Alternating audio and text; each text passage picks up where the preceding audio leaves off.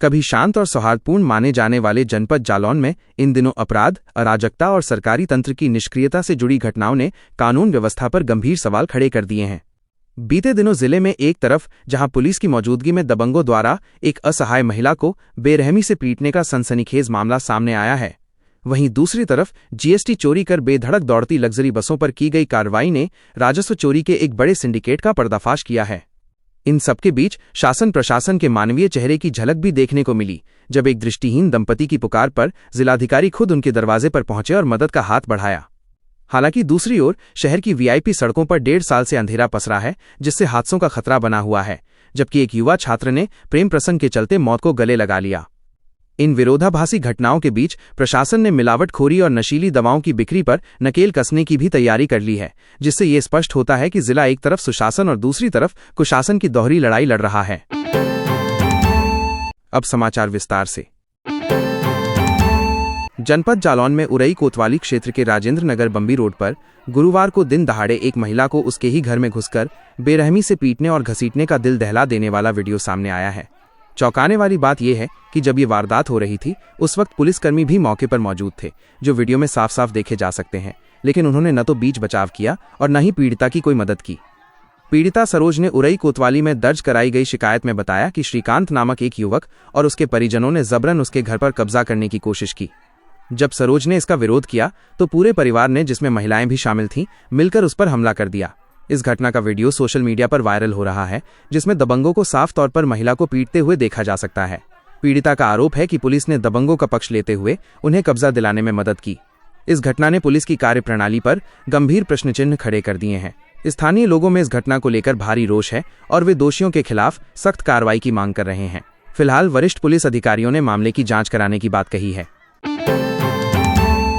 वहीं जनपद जालौन के जालौन नगर में जीएसटी विभाग ने राजस्व चोरी के एक बड़े रैकेट का खुलासा करते हुए दिल्ली से आ रही 3 निजी लग्जरी बसों को जब्त किया है।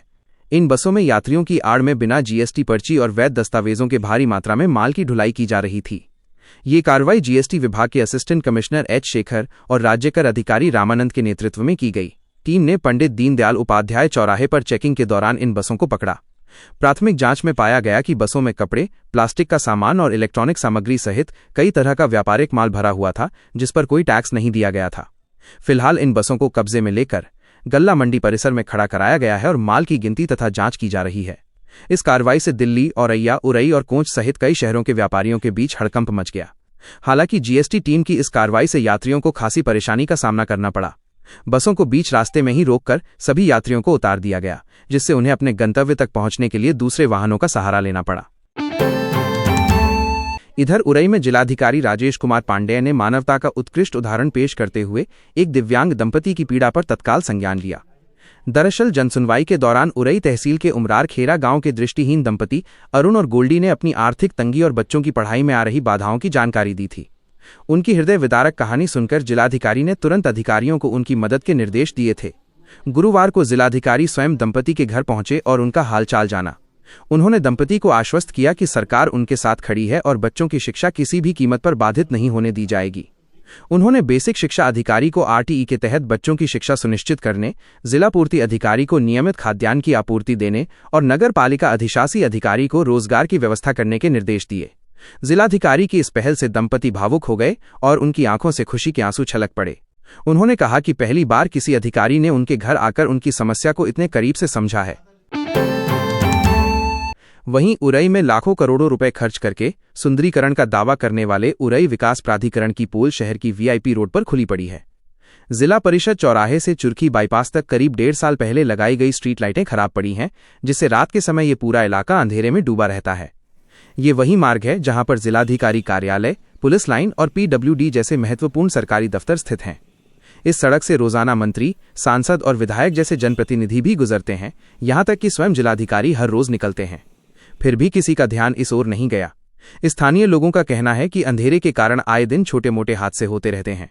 लोगों का आरोप है कि नगर विकास प्राधिकरण केवल दिखावे के लिए काम करता है और रखरखाव पर बिल्कुल ध्यान नहीं देता है। इधर जनपद जालौन में त्योहारों के मद्देनजर लोगों के स्वास्थ्य की सुरक्षा सुनिश्चित करने के लिए प्रशासन ने मिलावटखोरों पर नकेल कसनी शुरू कर दी है। जिलाधिकारी राजेश कुमार पांडेय ने आज खाद्य सुरक्षा व औषधि प्रशासन की बैठक में अधिकारियों को सख्त निर्देश दिए कि मिलावटी और दूषित खाद्य सामग्री बेचने वालों के खिलाफ कठोरतम कार्रवाई की जाए। उन्होंने कहा कि स्वास्थ्य से खिलवाड़ किसी भी कीमत पर बर्दाश्त नहीं किया जाएगा। वहीं खाद्य विभाग ने जानकारी देते हुए बताया, वित्तीय वर्ष 2025-26 में अब तक 198 खाद्य नमूनों में से 25 अमानक पाए गए, जिसके बाद 43 कारोबारियों पर 31,05,000 रुपये का जुर्माना लगाया गया है। जिलाधिकारी ने मेडिकल स्टोरों पर नशीली और एक्सपायर्ड दवाओं की बिक्री पर भी सख्त कार्रवाई करने के निर्देश दिए हैं। वहीं जनपद जालौन के उरई में प्रेम प्रसंग में मिले धोखे और सामाजिक दबाव ने एक युवा छात्र की जान ले ली। उरई कोतवाली क्षेत्र के राहिया गांव में 22 वर्षीय डी फार्मा के छात्र विजय पाल ने फांसी लगाकर आत्महत्या कर ली। पुलिस के अनुसार विजय का जिले की एक युवती के साथ प्रेम प्रसंग चल रहा था।